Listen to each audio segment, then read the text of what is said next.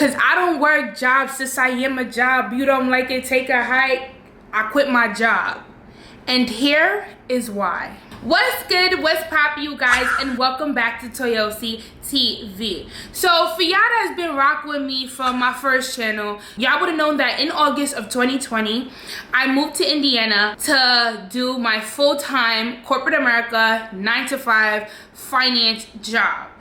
That was a mouthful. So a little background for y'all that don't know me. I went to college, I studied finance, minored in theater. I felt like after college, if you're not in a Fortune 500 company, being that you are a finance student or a business student, you done college wrong. I worked my butt off in college, internships, part-time jobs. I remember my last semester I was working like 3 jobs. I was on the board for a lot of clubs, a lot of organizations on campus, and I wanted to make myself marketable to companies after college because I studied finance. Now it was time for me to transition into the finance butterfly that I needed to be. Sadly, that run was short-lived.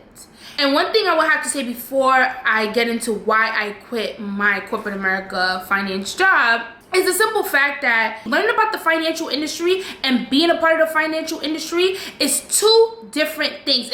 It's completely different. When I was learning about finance, it was all like lovely, whatnot. But when I got into my finance job, I was just like, yeah, I don't remember learning none of this in finance. You feel me? And I always ask myself, what percentage of your undergraduate degree were you able to apply to your job? And I feel like probably just like the critical thinking skills. I think just soft skills. And I had to sit there and tell myself, like, what in my finance classes was I able to apply at my job? And probably the only thing I was able to apply was options. Because when I took the test, I remember options for my class. But everything else was just like, no. Like, you will only understand like the simplest terms, like, you know what, stocks, bonds, all of that BS. That's what I learned from my finance class I was able to put on. But when you start getting into conversations, it's a whole different language. The financial industry in corporate America is just a different language, a different lingo.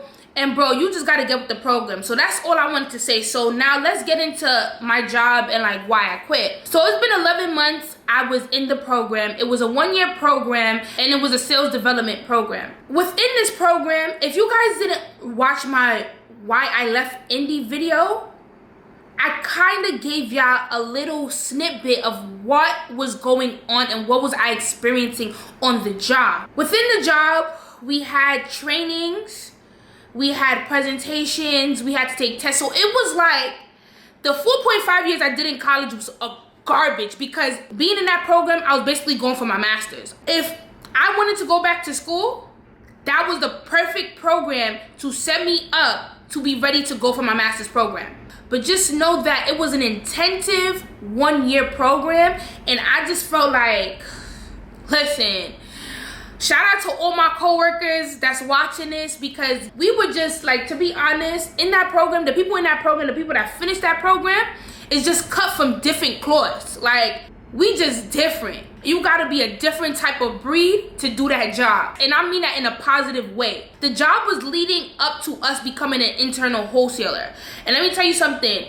I respect anybody that I ever meet after my last job that's an internal wholesaler, financial advisor. I have respect for you 100%. So after a few months, I was just burnt out. I was literally going through a lot. Imagine doing trainings, tests, presentations, trainings, tests, presentations. Let me simplify it for y'all, right?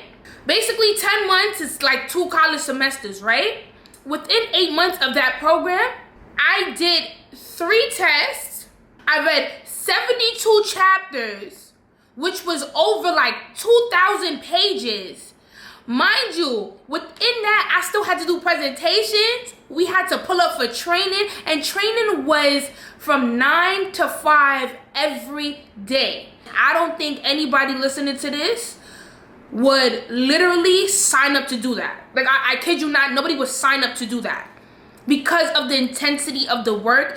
And to be honest, that is why it was so rewarding to me, because I never in a million years imagined that I would be able to do work like that in that magnitude.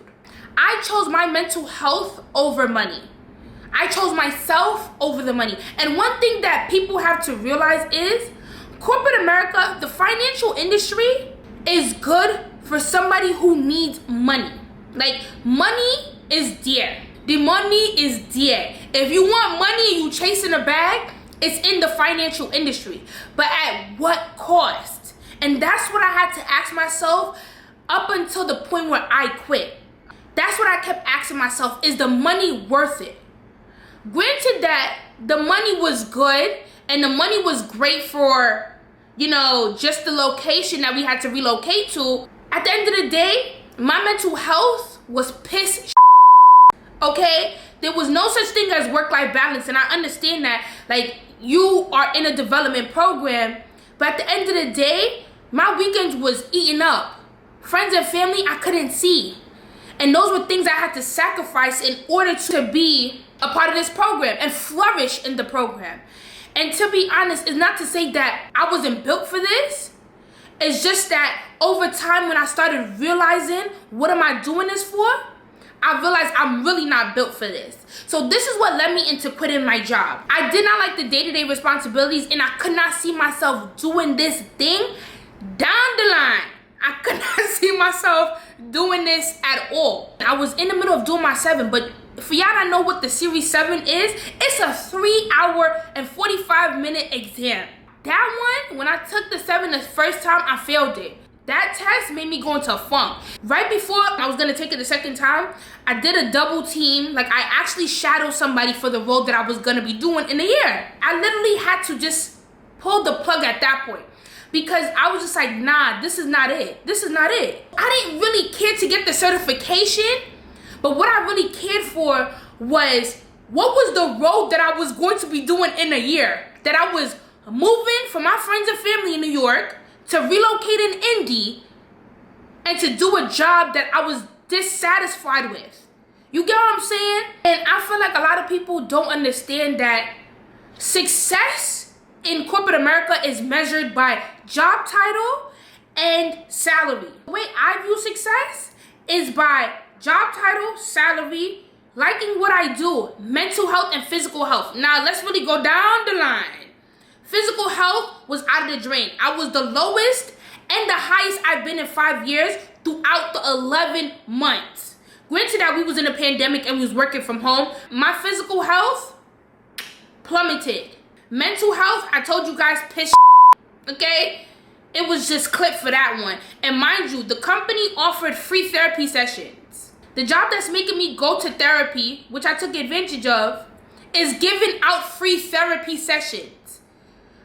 Make it make sense. So basically, the company does know people are going through and they're giving away therapy sessions. Liking what I do, I told you I was dissatisfied with the day-to-day responsibilities of the role that I was doing the sales development for. It was not for me. Salary, right? Salary, all right. Salary was like for me. Job title was great. It was good. So out of the 5, I had literally one thing that was a measurement of success for me. Because when I used to tell my family, like, yeah, I'm in this job, it was nice to say. It was a nice conversation starter. But at the same time, I felt like at the end of the program, I didn't recognize the person who I was looking at in the mirror. I was the person who at 8 o'clock was waiting for 5 o'clock. I was that person who on Mondays was looking forward to Fridays. You get what I'm saying? That's the person who I became. And that's the person who I did not like. So I had to pull the plug. Another reason why I felt like I had to pull the plug, because I had to keep reassuring people that I wanted to be here, right? I had a YouTube channel, and everybody knows I have a YouTube channel. If you follow me on Instagram, you know that I have a YouTube channel. Granted that my coworkers, my manager, everybody found out that I had a YouTube channel. I never once said on the job, I have a YouTube channel and I want to talk about my YouTube channel on the job. Never did I once say that. But I felt like because I had a YouTube channel, people had doubts about my work in the company, right? I got questioned by two people. Do I really want to be here? And I felt like I had to keep reassuring people that I want to be here. Here's an example. I remember one time I took off. I was in a group chat, and I remember I took a sick day. Mind you, that day I was having bad cramps. Anybody that knows, I was having bad stomach and back cramps because of my menstrual. And my mom just got admitted into the hospital. Tell me why one of my coworkers is gonna go sit there and write, oh, she's filming today. That's why she took off. And that's the reason why I keep sitting there and saying, this is exactly why I don't put my personal into my professional life. Because people like that, they think it's funny. And when jokes come in form of jealousy, that's a problem for me. And that's how I felt.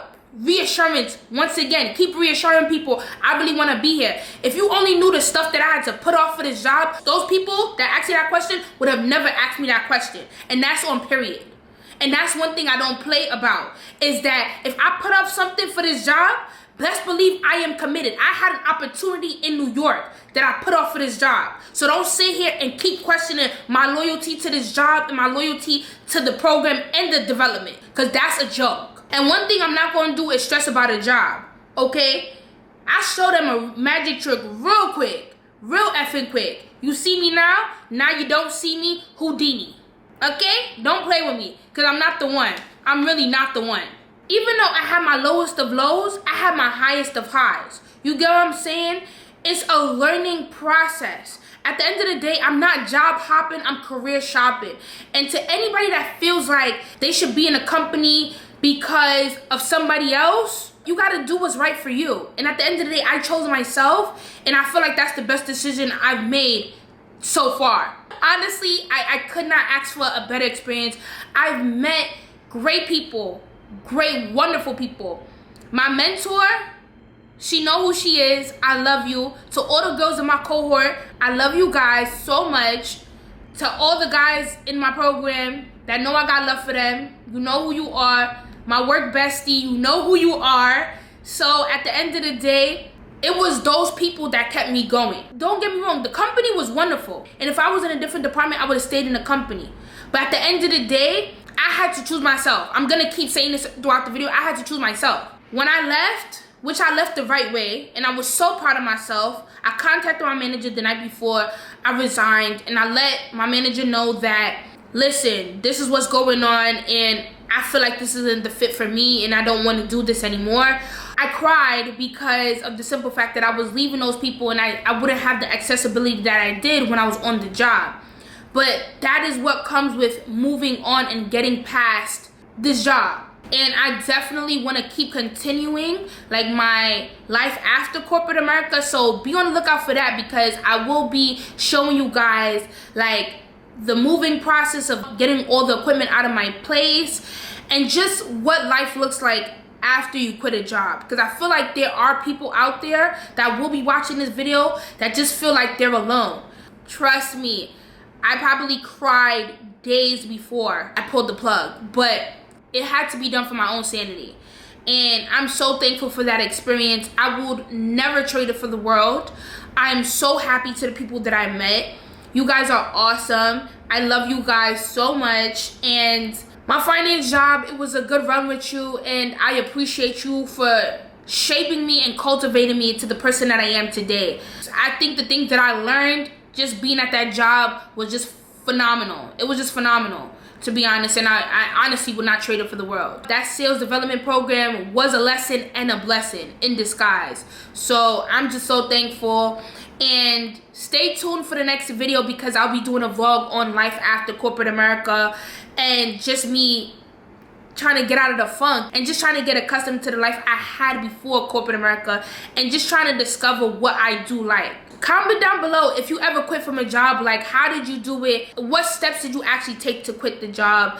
And I hope y'all like this video, so definitely give it a thumbs up. As I told you, I will still be continuing the next couple of videos I would have on life after corporate America, so stay tuned for that. And y'all know the vibes. Subscribe, subscribe, subscribe.